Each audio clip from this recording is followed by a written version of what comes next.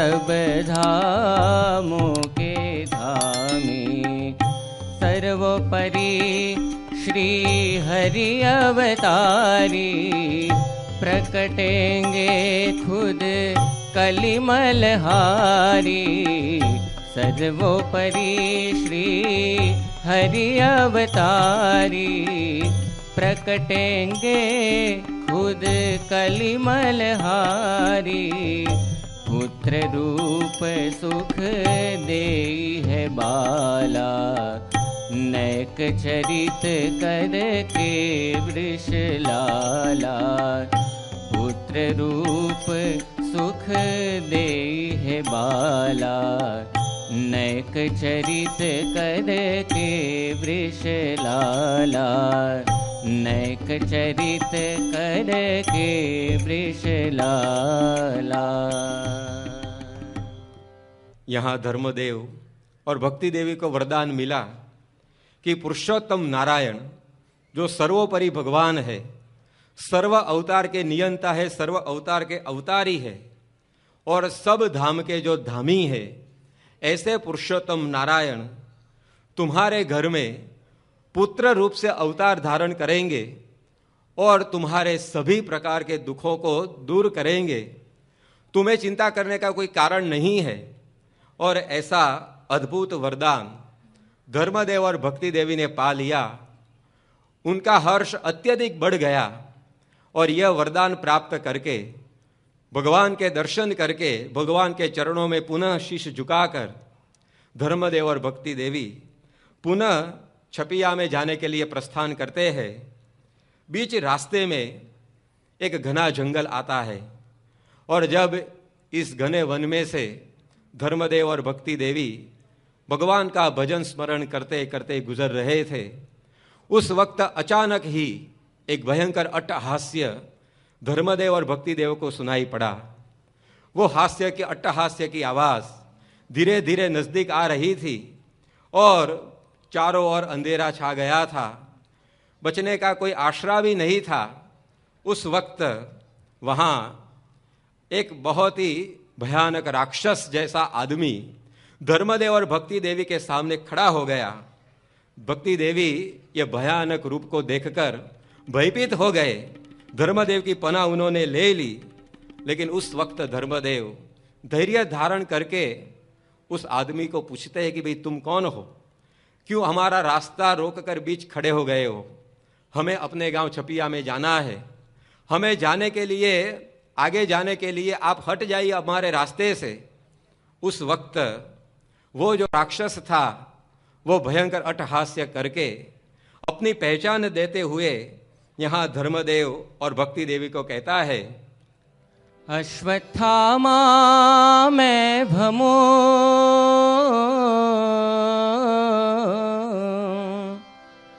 अश्वत्थामा मैं भमो, भूतल कानन बन। पंच सहस्र बरसों गए,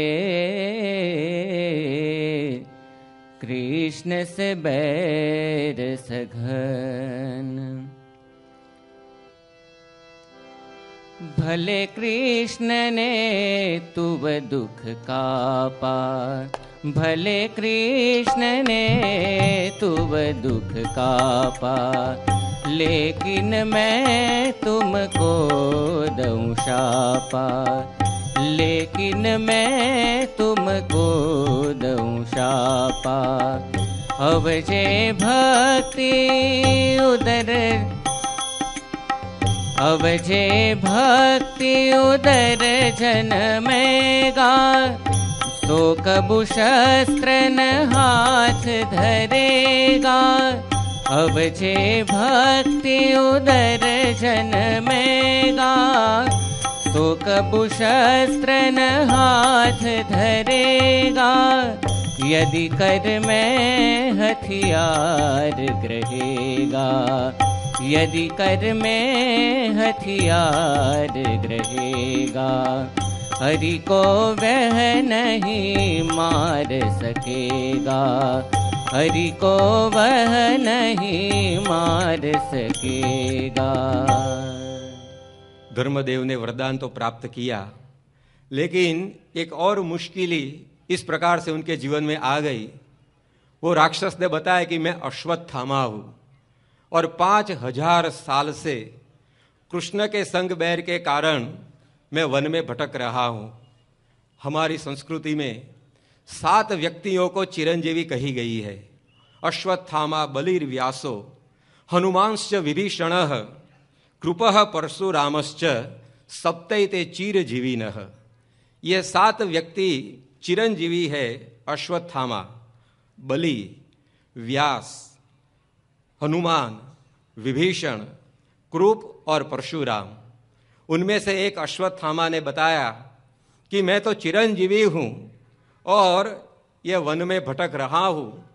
मैंने जान लिया है कि तुमने वरदान प्राप्त किया है भगवान से कि आपके घर में पूर्ण पुरुषोत्तम नारायण पुत्र रूप से प्रकट होंगे और सब असुरों को मार डालेंगे, लेकिन मैं आपको शाप देता हूं। वरदान के बाद शाप आता है। तो अश्वत्थामा ने कहा कि मैं आपको शाप देता हूं कि भक्ति के उदर से जो जन्मेगा वो कभी भी अपने हाथ में शस्त्र नहीं धारण करेगा, और यदि शस्त्र धारण करेगा तो कोई किसी भी असुर को वो मार नहीं सकेगा। यह शाप देकर अश्वत्थामा अट्टहास्य करता करता चल दिया। उस वक्त फिर से धर्मदेव और भक्ति देवी शोकाकुल हो गए। उन्होंने सोचा कि भक्ति करके भगवान से हमने यह वरदान प्राप्त किया, लेकिन अब इस वरदान का कोई अर्थ नहीं रहने वाला है, क्योंकि अश्वत्थामा ने शाप दे दिया कि हमारा जो पुत्र है वो कभी अपने हाथ में आयुध धारण नहीं करेगा, और यदि आयुध धारण करेगा तो असुर को मार नहीं सकेगा। तो इस प्रकार धर्मदेव और भक्ति देवी ऐसे शाप को सुनकर फिर से व्यथित हो गए। उन्होंने सोचा कि असुरों का प्रभाव कितना बढ़ गया है कि हमने वरदान प्राप्त किया उसको भी असफल कर दिया, और ये शाप वचन को सुनकर धर्मदेव और भक्ति देवी ने अपनी सूझ बूझ गंवा दी। और उस वक्त फिर वहाँ हनुमान जी प्रकट हुए। हनुमान जी कुल देवता थे, धर्मदेव और भक्ति देवी की रक्षा में थे। हनुमान जी ने वहाँ प्रकट होकर धर्मदेव और भक्ति देव को सांत्वन दिया, आश्वासन दिया और कहा कि आप शोक मत करो। अश्वत्थामा ने भले ही शाप दे दिया, लेकिन आपके घर में अब जो पुत्र का जन्म होने वाला है वह पुत्र कैसा है वह पुरुषोत्तम अवतारी, सर्वाधार सर्वोपरि भारी। तुम्हारा पुत्र जो होगा वो कोई सामान्य नहीं होगा, वो स्वयं पूर्ण पुरुषोत्तम नारायण अवतारी, जो सर्व के आधार है, सर्व के नियंता है, सर्वोपरि है, वही आपके घर में पुत्र रूप से अवतार धारण करने वाले हैं। और उनकी सामर्थ्य कैसी होगी? करत ही लेश भ्रकुटी विलासा, कोटि होय ब्रह्मांड विनाशा। अपने भ्रुकुटी विलास से ही अनंत कोटि ब्रह्मांड की उत्पत्ति और उसका प्रलय करने में वो समर्थ रहेंगे। इस प्रकार जो पुत्र होने वाला था उसकी सामर्थ्य हनुमान जी ने सुनाई और कहा कि चिंता सब मन से संहारु, उर पर ब्रह्म की मूरत धारू।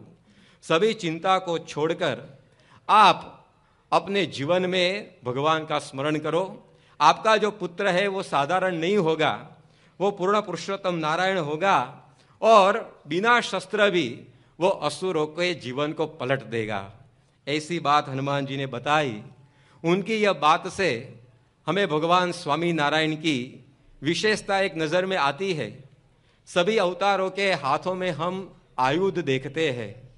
किसी के हाथ में धनुष्य रहता है, किसी के हाथ में परशु रहती है, किसी के हाथ में चक्र रहता है। लेकिन यहाँ यह जो अश्वत्थामा ने शाप दिया था, उस शाप का भगवान ने स्वीकार किया। अश्वत्थामा ने जो शाप दिया उसका उन्होंने स्वीकार कर दिया। भगवान स्वामी नारायण ने अपने जीवन में कोई भी बार आयुध धारण नहीं किया था, लेकिन उनका कार्य भी भिन्न था। भगवान स्वामी नारायण ने अपने प्राकट्य का प्रयोजन बताते हुए कहा है, मेरा यह जो अवतार है वो तो जीवों को अनादि अज्ञान से मुक्त करके ब्रह्मरूप करने के वास्ते पुरुषोत्तम नारायण ऐसा जो मैं वह मनुष्य जैसा बना हूं। भगवान स्वामीनारायण का अवतरण इस पृथ्वी पर असुरों के संहार के लिए नहीं था, लेकिन आसुरी वृत्तियों के संहार के लिए उनका अवतरण इस पृथ्वी पर था, इस धरातल पर था। वे जानते थे बाह्य परिवर्तन, बाहरी विनाश से कोई भी प्रकार का काम, किसी भी प्रकार का कार्य वो बनता नहीं है, लेकिन अंदरूनी परिवर्तन जब होता है तभी व्यक्ति को जीवन में शांति और मुक्ति प्राप्त होती है। बाह्य परिवर्तन से किसी भी कार्य की अच्छी तरह से सिद्धि नहीं होती है। आज हम देखते हैं कि मनुष्य ने बाह्य परिवर्तन बहुत कुछ कर दिया है। पहले जब मनुष्य के बीच लड़ाई होती थी तब मनुष्य अपने हाथों से लड़ता था, फिर उसको लगा कि हाथों की लड़ाई से काम नहीं होगा, जो आसपास में पत्थर पड़े रहते थे उसको लड़ाई में उपयोग में लेने लगा और पत्थर से लड़ाई शुरू हुई। लेकिन फिर पत्थर से भी लड़ाई बंद हुई, उसके हाथ में फिर शमशेर आ गई, फिर वो शमशेर से लड़ने लगा। बाह्य परिवर्तन हुआ आयुधों में, लेकिन लड़ाई तो बंद हुई ही नहीं और उसमें क्रांति होते हुए आज मनुष्य अणुबम से भी लड़ने लगा है, आज मिसाइल से भी लड़ने लगा है, प्रक्षेपास्त्र से लड़ने लगा है। तो इस प्रकार बाह्य परिवर्तन अपने जीवन में, अपने कपड़ों में, अपने मकान में बहुत कुछ मनुष्य ने किया है, लेकिन आज भी विश्व आतंकित है। बाह्य परिवर्तन से कुछ कार्य नहीं हुआ है। अंदरूनी परिवर्तन जब तक नहीं होता है, हमारी भावनाओं में जब तक परिवर्तन नहीं आता है, तब तक हमारे जीवन में और पूरे विश्व में, स्व और विश्व में शांति नहीं बनती है। मनुष्य मुक्ति को प्राप्त नहीं कर सकता है। और यह अंदरूनी परिवर्तन के लिए आवश्यकता किसकी है? आयुध की नहीं, ज्ञान की रहती है। जब आत्मा और परमात्मा का ज्ञान मनुष्य को प्राप्त होता है तब ही उसके जीवन में अंदर से परिवर्तन आता है, तब मनुष्य शांत हो जाता है, तब वो मुक्ति का अनुभव अपने जीवन में कर सकता है। यह कार्य भगवान स्वामीनारायण को करना था। छोटे से बच्चे से लेकर बड़े बड़े लोगों को भगवान स्वामीनारायण ने यही उपदेश दिया है। एक बार भगवान स्वामीनारायण सोरठ प्रदेश के अगतराई गांव में गए थे। वहां एक आम्र वृक्ष के नीचे भगवान बैठे थे। उनके पास एक निम्न वर्ण का हरिजन का लड़का आ गया। भगवान स्वामीनारायण ने पूछा कि तुम कौन हो? लड़के ने बताया कि मैं हरिजन हूं। तो भगवान ने कहा कि नहीं, तुम हरिजन नहीं हो, तुम आत्मा हो। बोलो मैं आत्मा हूं। लड़के ने कहा कि नहीं, मैं तो हरिजन ही हूं। भगवान स्वामीनारायण ने 2-3 बार मैं आत्मा हूं ऐसा पाठ लड़के को पढ़ाया, लेकिन लड़का तो हर एक बार यही बोलता रहा कि मैं हरिजन ही हूं। भगवान स्वामीनारायण ने 100 बार मैं आत्मा हूं यह पाठ लड़के को पढ़ाया। और जब 100 बार यह पाठ दृढ़ कराने के बाद लड़के को पूछा कि बोलो तुम कौन हो, तब लड़का क्या कहता है? आप मेरे पीछे पड़ गए इसलिए मैं कहता हूं कि मैं आत्मा हूं, बाकी मैं तो हरिजन ही हूं। इस प्रकार ये लड़के ने उत्तर दिया। लेकिन हमें दिखाई पड़ता है कि भगवान स्वामीनारायण का यह आग्रह था, ये ना समझ लड़के को भी यह सिखाना चाहते थे कि मैं आत्मा हूं।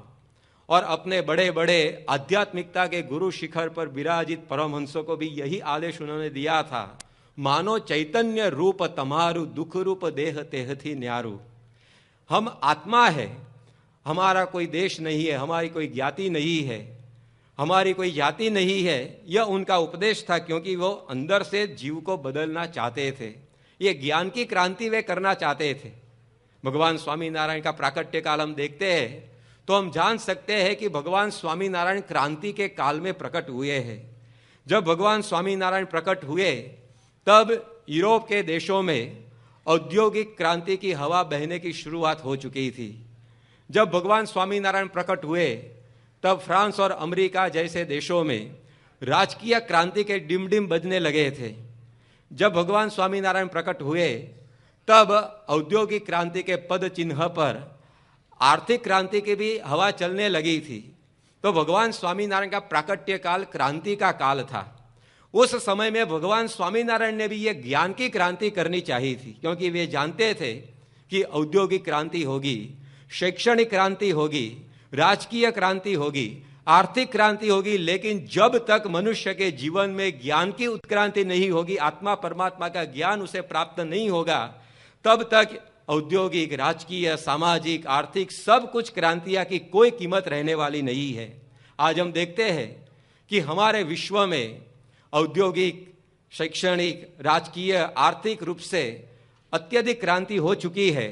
आज से 100 साल पहले इस पूरे विश्व में जितने विश्वविद्यालय थे, जितनी स्कूल कॉलेजें थी, उसकी संख्या में काफ़ी मात्रा में आज बढ़ावा हो चुका है। लेकिन फिर भी आज हम देखते हैं कि 100 साल जो पहले जो प्रश्न थे जीवन में, उस प्रश्नों में क्या कुछ कमी हुई है? स्कूल कॉलेजों की संख्या बढ़ गई, विश्वविद्यालयों की संख्या बढ़ गई, लेकिन साथ साथ प्रश्नों की भी संख्या बढ़ गई है। हमारे कपड़ों में, हमारे रहन सहन में हमने बहुत कुछ उत्क्रांति की है, क्रांति की है, लेकिन फिर भी प्रश्नों की संख्या को हम कम नहीं कर सके हैं। तो किसकी कमी रह गई? ये ज्ञान की क्रांति की। जब तक हमारे जीवन में ऐसी ज्ञान की क्रांति नहीं होती है, तब तक और सब क्रांतियों का कोई अर्थ नहीं रहता है। इसलिए ही बर्ट्रांड रसेल नाम के बहुत बड़े पाश्चात्य तत्व चिंतक ने कहा है, increase in knowledge without increase in wisdom is nothing but increase in sorrow. जब तक हम आत्मा और परमात्मा का विजडम यानी कि ज्ञान हमारे जीवन में प्राप्त नहीं करेंगे, तब तक ये दुनिया के ज्ञान से हमारे जीवन में दुखों का अंत आने वाला ही नहीं है। डॉक्टर बेंजामिन ने भी एक बार यही बात समझाते हुए कहा था, we have more educated people that an any time in the history, yet our humanity is a diseased humanity. It not knowledge. We need something spiritual. आज हमारे विश्व में जितने पढ़े लिखे आदमी हैं, उतनी भारी मात्रा में पढ़े लिखे आदमी विश्व के इतिहास में आज तक नहीं हुए थे। लेकिन फिर भी क्यों हमारे जीवन में प्रश्नों की कमी नहीं होती है? क्योंकि हमारे जीवन में हम ये ज्ञान की क्रांति करना चूक गए हैं। तो भगवान स्वामी नारायण ये ज्ञान की क्रांति करने के लिए अवतरित होने वाले थे, इसलिए उनको अपने जीवन में आयुध की कोई ज़रूरत ही नहीं थी।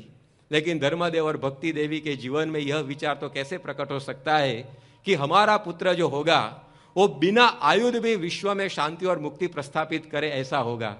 इसलिए वे शोकान्वित हो गए थे।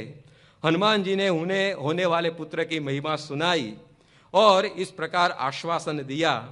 हनुमान जी के वचन से धर्मदेव और भक्ति देवी आश्वस्त हुए। फिर अपने गांव छपिया में धर्मदेव और भक्ति देवी आ गए हैं और अपना जीवन, अपना संसार वो धीरे धीरे बिता रहे हैं। अब भक्ति देवी के शरीर पर भी यहाँ भगवान के प्रागट्य की निशानियाँ इस प्रकार से प्रकट होने लगी है। कवि यहाँ यह वर्णन करते हुए हमें समझाते हैं, प्रेमवती के उदर में बसे अक्षरातीत, सखियाँ अति प्रमुदित हुई, गा रही महिमा गीत। जो है अगम निगम से प्यारा, मन मति इंद्रिय सब ते न्यारा। जो है अगम निगम से पारा, मन मति इंद्रिय सब ते न्यारा। सो प्रभु केवल भक्त अधीना, भय भक्ति के उदर बिलीना। चलती उदर भर कंपित अम्बा, चकित नयन अरु पुष्ट नितंबा। भक्ति उदर हरि तेज समाया, तब से भुवि पे मंगल छाया। भई प्रफुल्लित कुसुमित सृष्टि, भुवन लगी अमिय जल वृष्टि। भक्ति निकट वृष शास्त्र सुनावे, परम पुनित हरि महिमा गावे। दंपति हरि को निस दिन ध्यावे, मंदिर जा हरि दर्शन पावे।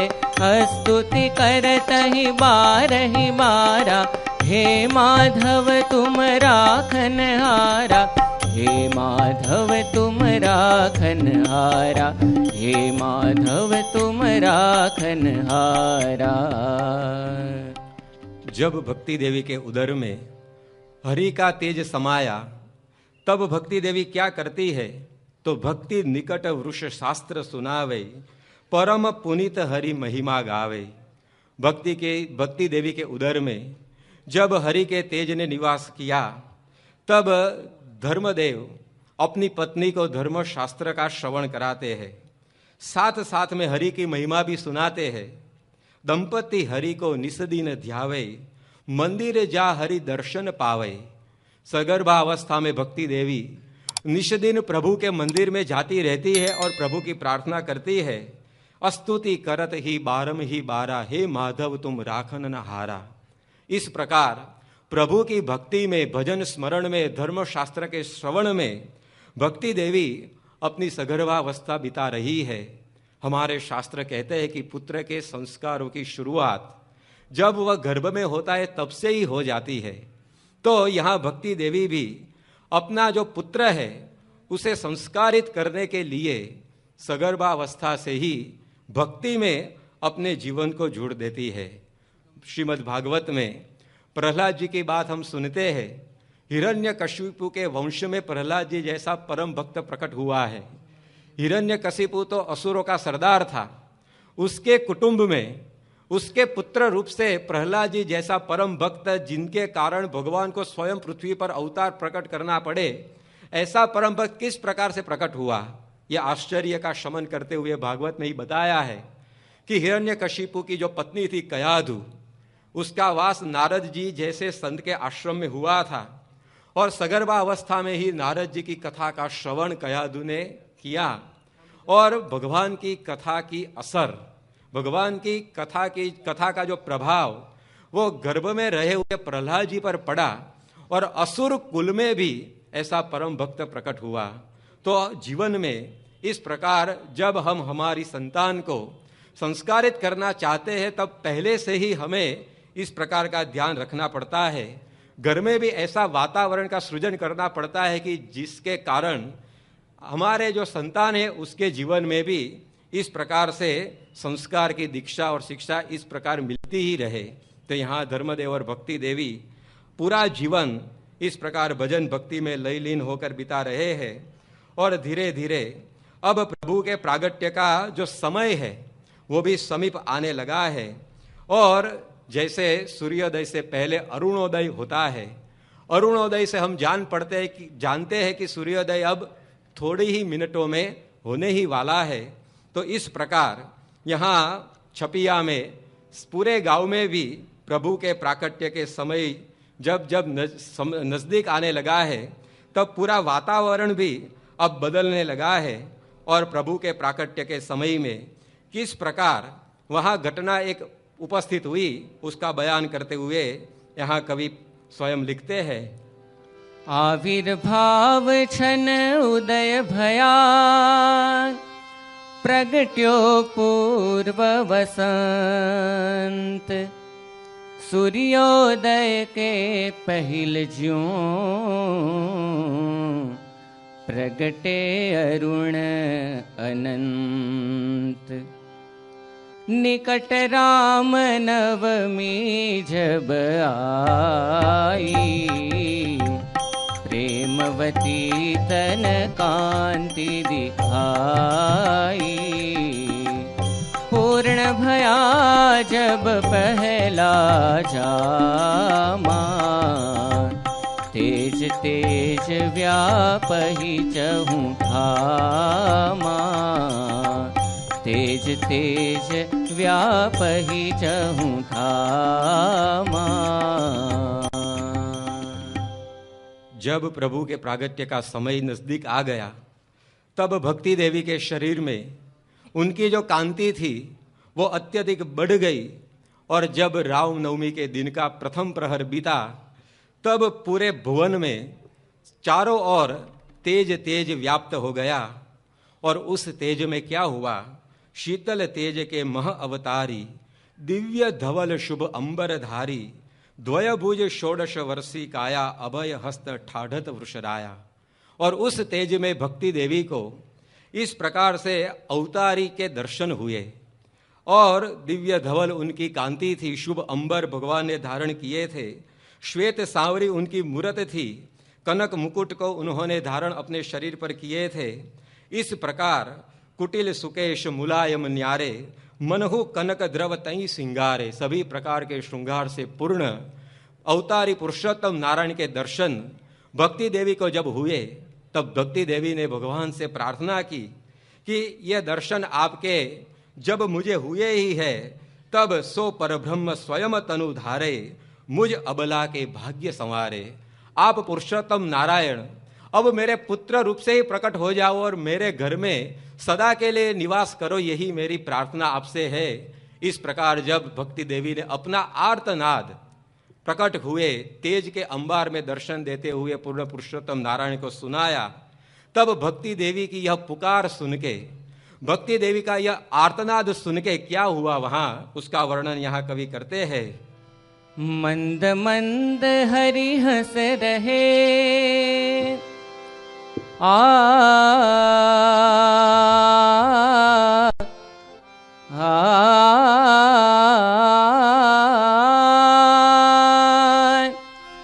मंद मंद हरि हंस रहे, सुन ही मात पुकार, प्रकट भये शिशु रूप में, ढांकी असल आकार। इस प्रकार अपनी भक्ति देवी की पुकार सुन के यहाँ कवि लिखते हैं कि मंद मंद हरि हंस रहे। भगवान ने मंद मंद हास्य किया और सुन ही मात पुकार, माता का आर्तनाद उन्होंने ग्रहण किया और प्रकट भये शिशु रूप में ढांकी असल आकार, अपना दिव्य रूप उन्होंने छिपा दिया और एक शिशु रूप में भक्ति देवी की कोख से उन्होंने इस पृथ्वी पर यह जन्म धारण कर दिया।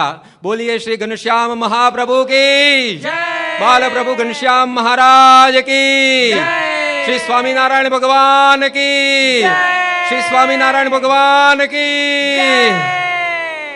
धर्म घेरा नंद भयो, जय बोलो घनश्याम की, हे धर्म घेरा नंद भयो, जय बोलो घनश्याम की, हे जय जय घनश्याम की, जय बोलो घनश्याम की, हे जय जय घनश्याम की, जय बोलो घनश्याम की, हे धर्म घेरा नंद भयो, जय बोलो घनश्याम की, हे धर्म घेरा नंद भयो, जय बोलो घनश्याम की, हे ब्राह्मण को दान दियो, हाथी घोड़ा पाल की, हे ब्राह्मण को दान दियो, हाथी घोड़ा पाल की, हे हाथी घोड़ा पाल की, जय बोलो घनश्याम की, हे हाथी घोड़ा पाल की, जय बोलो घनश्याम की, हे धर्म घेरा नंद भयो, जय बोलो घनश्याम की, हे धर्म घेरा नंद भयो, जय बोलो घनश्याम की, हे छपैया में शोर भयो, घनश्याम की, छपैया में शोर भयो, जय बोलो घनश्याम की, हे जय हो धर्मलाल की,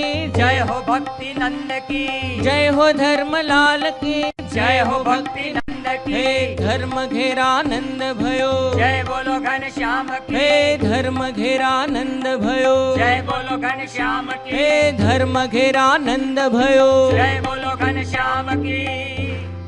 प्रेमवती हाँ प्रेमवती सुत जायो रे अनुपम, बाजत आनंद बधाई। प्रेमवती हाँ प्रेमवती सुत जायो रे अनुपम, बाजत आनंद बधाई। प्रगट भये हाँ प्रगट भये पूरण पुरुषोत्तम, सुर सज्जन सुखदाई। प्रगट भये हाँ प्रगट भये पूरण पुरुषोत्तम, सुर सज्जन सुखदाई।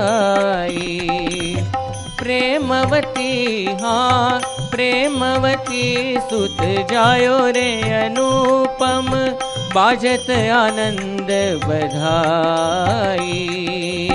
बाजत आनंद बधाई हो, बाजत आनंद बधाई। संवत 1837 की चैत्र शुक्ल नवमी के शुभ दिन पर इस प्रकार पूर्ण पुरुषोत्तम भगवान स्वामीनारायण ने इस धरातल पर अवतार धारण किया, अनंत लोगों को आत्यंतिक मुक्ति देने के लिए, अनंत जीवों को भ्रमरूप करने के लिए, अनंत जीवों की आसुरी वृत्तियों को मिटा देने के लिए। और इस प्रकार धर्मदेव और भक्ति देवी के कोख से यहाँ भगवान स्वामीनारायण ने इस भूतल पर अपनी मोक्षप्रद लीलाओं का विस्तार करने के लिए अवतार धारण कर दिया है। और भगवान के प्राकट्य से ही पूरी छपिया नगरी में, छपिया गांव में आनंद आनंद और मंगल मंगल वातावरण छा गया। सभी लोगों के जीवन में, मन में शुभ विचार वो बहने लगे, पूरा वातावरण निर्मल हो गया, नदियां भी निर्मल जल बहाने लगी, मंद मंद समीर भी वहां बहने लगा। और किस प्रकार की मंगलता पूरे गांव में भगवान के प्राकट्य से छा गई, उसका भी अति सुंदर वर्णन करते हुए यहाँ कवि लिखते हैं। संवत 1837 सुदी नवमी मधुमास की निशा। संवत 1837 सुदी नवमी मधुमास की निशा। प्रकट भये आप ही अवतारी, भक्ति मात की गोद संवारी। प्रकट भये आप ही अवतारी, भक्ति मात की गोद संवारी। मंगल हरिवर मूरत धारी, मंगल भई चहु दिसि उजियारी। मंगल हरिवर मूरत धारी, मंगल भई चहु दिसि उजियारी। यह पल मंगल रज भुवि राजहि, यह पल मंगल रज भुवि राजहि। मंगल तुरही नभ में बाजहि, मंगल तुरही नभ में बाजहि। दिशि दिशि मंगल बहत समीरा, ग्रह गण मंगल करत चीरा। तिय मिली मंगल गावत गीता, मंगल सब उर परम पुनीता। त्रिभुवन मंगल अतिशय छायो, मुनि जन मंगल तप फल पायो। सुरगण मंगल गाथ सुनावे, सुरगण मंगल गाथ सुनावे। मंगल चतुरानन जस गावे, मंगल चतुरानन जस गावे। हिरकत मंगल किन्नर देवा, सुरधुनि मंगल बरसत मेहा। सुरगण मंगल गाथ सुनावे, मंगल चतुरानन जस गावे। मंगल कर्पूर चंदन धूपा, द्विज उचरत श्रुति मंगल रूपा। मंगल कर्पूर चंदन धूपा, द्विज उचरत श्रुति मंगल रूपा। द्विज उचरत श्रुति मंगल रूपा, द्विज उचरत श्रुति मंगल रूपा। मंगल नभ मंगल धरा,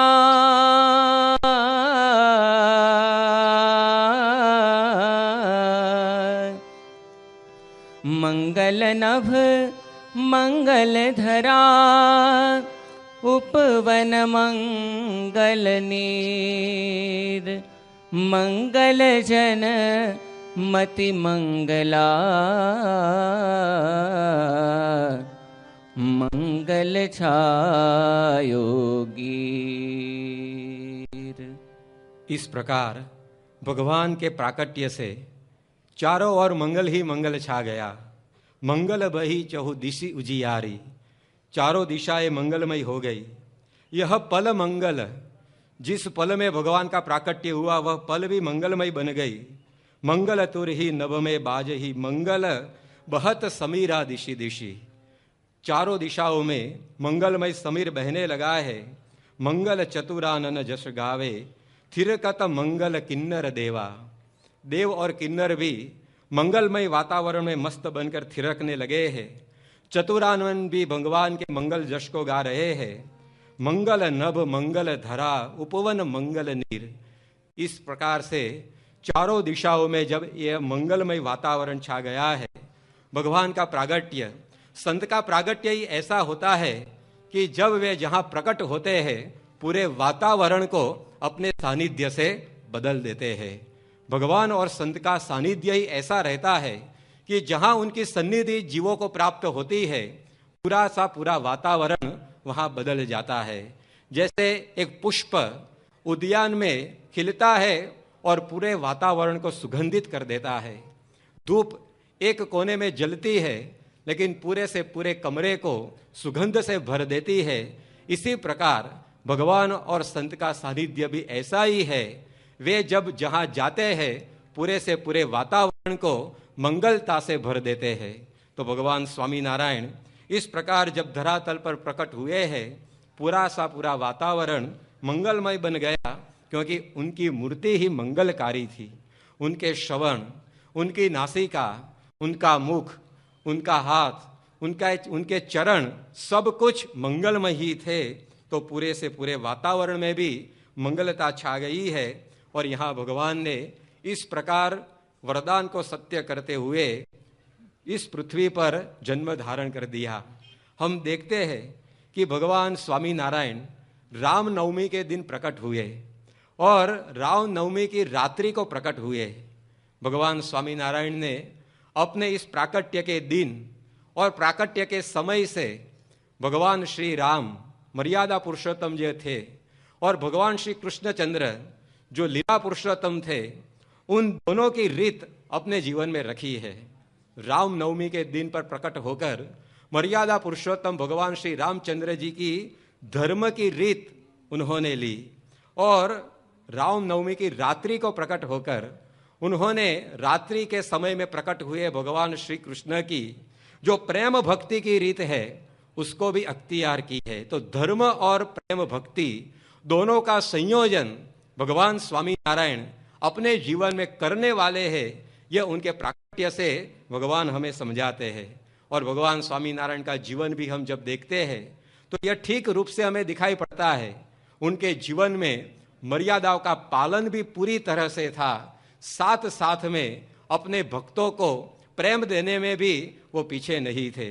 उन्होंने रंगोत्सव किए लेकिन मर्यादा पूर्ण, उन्होंने रास लीला की लेकिन वे भी मर्यादा से पूर्ण। तो धर्म और भक्ति का सुयोजन, एक संयोजन उन्होंने अपने जीवन में इस प्रकार रखा है। अपने प्राकट्य के समय और प्राकट्य के दिन से यह भी उनकी विलक्षणता हमें दिखाई पड़ती है। प्रसिद्ध गांधीवादी चिंतक किशोरलाल मशरूवाला ने भगवान स्वामी नारायण की यही विशेषता बताई है अपने ग्रंथ में।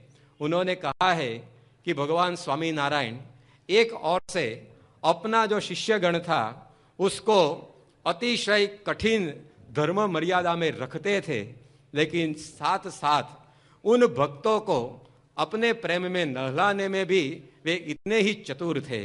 भगवान स्वामी नारायण का पूरा जीवन हम देखते हैं तो उन्होंने अपनी मोक्षप्रद लीलाओं से भगवान को, भक्तों को अपने प्रेम में सराबोर किया है, लेकिन साथ साथ में भक्ति का जल मर्यादाओं का उल्लंघन न करे उसका भी ध्यान उन्होंने रखा है।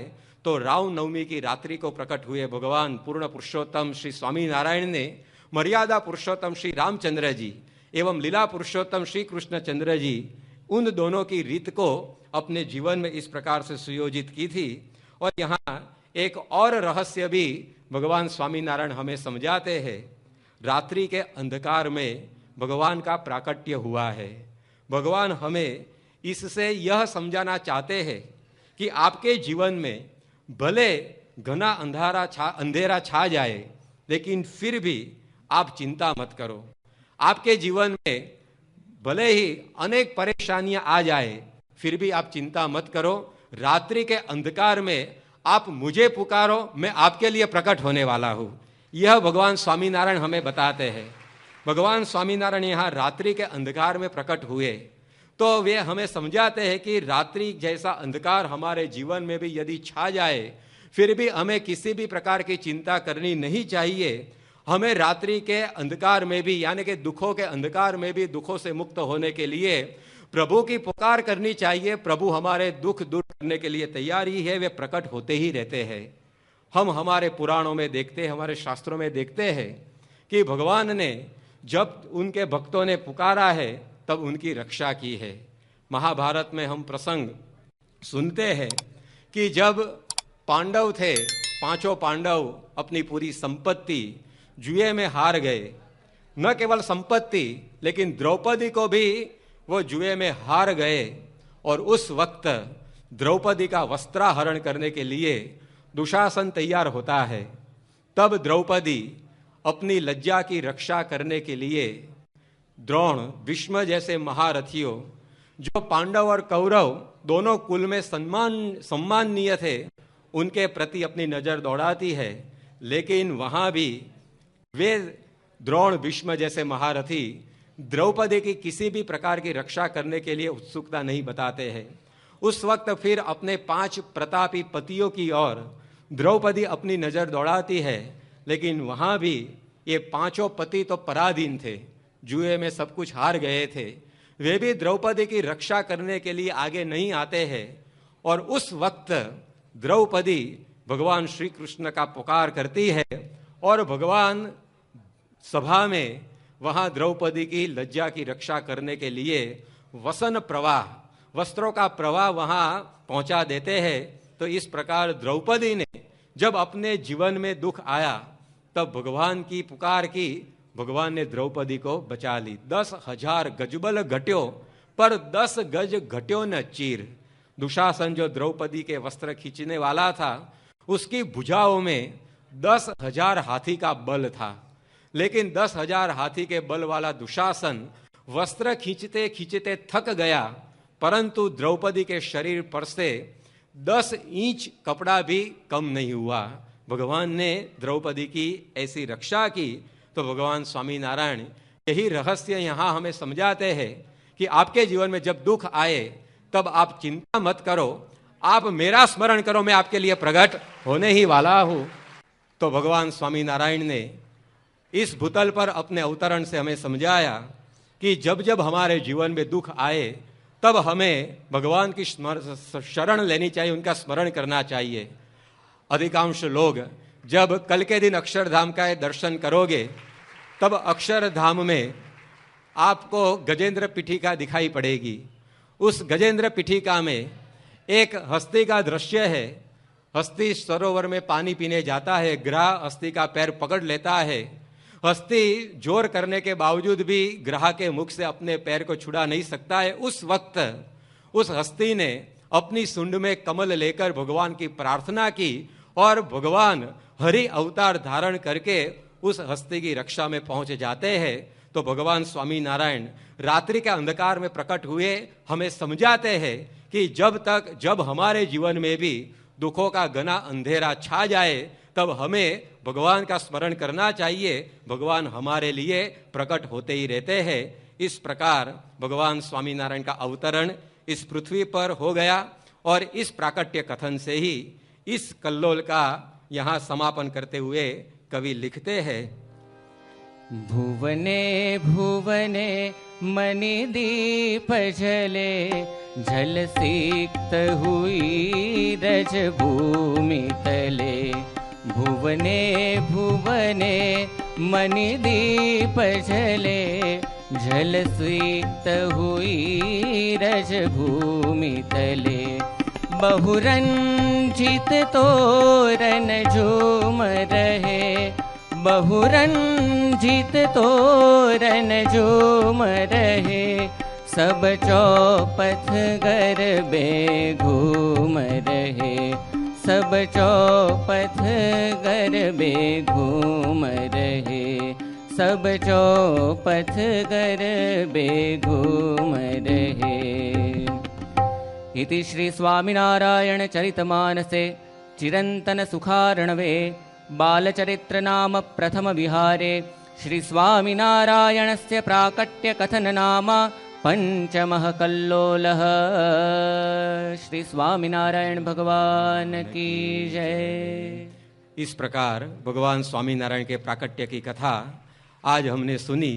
कल के दिन भगवान स्वामीनारायण की दिव्य और कल्याणकारी शैशव लीलाओं का रसपान हम आगे करेंगे। श्री स्वामीनारायण भगवान की जय। प्रमुख स्वामी महाराज की